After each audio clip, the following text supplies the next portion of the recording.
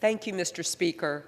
I rise today with great admiration for the strength and grace that Judge Ketanji Brown Jackson has demonstrated throughout her nomination process for the United States Supreme Court.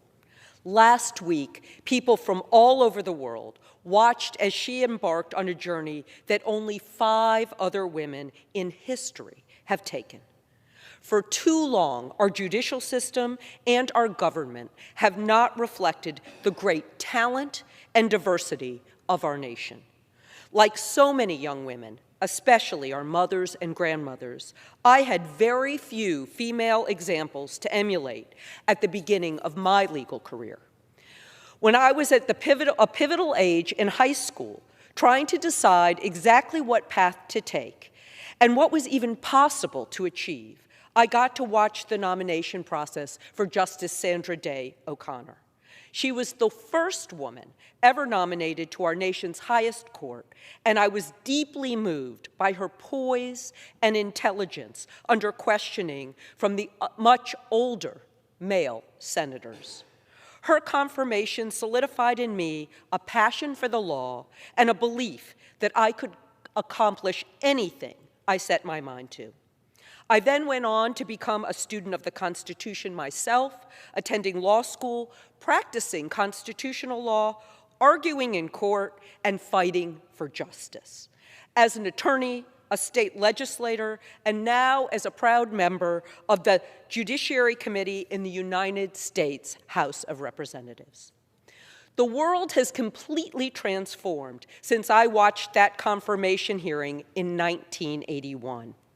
Yet since that time, only 4 other women have joined our nation's highest court.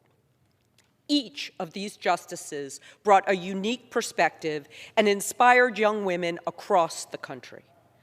Because of the small number of women who have been appointed, every time a woman is up for the bench, it is necessarily historic.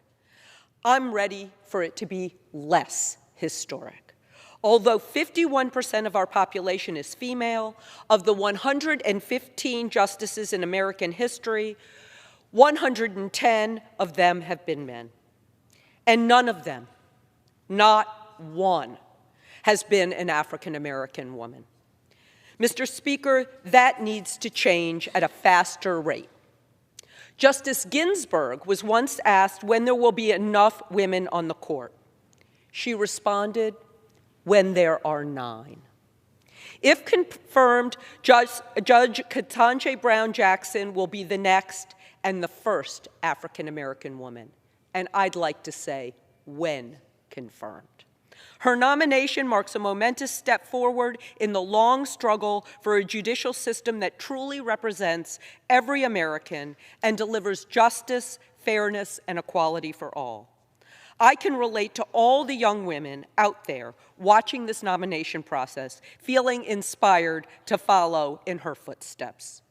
Don't be deterred or dismayed by the disrespect that's shown by a handful of senators. My message to you is, you can do this. No matter the challenges or the obstacles, you can achieve your dreams. Judge Brown Jackson said last week that her nomination is truly a testament to the hope and the promise of this country. She continues to give us new hope, especially to young women lawyers, and her rise to the highest court of the land holds out the promise of a brighter future for our country. Mr. Speaker, Judge Brown Jackson is an exceptional, extremely qualified nominee, and I look forward to calling her Justice Brown Jackson.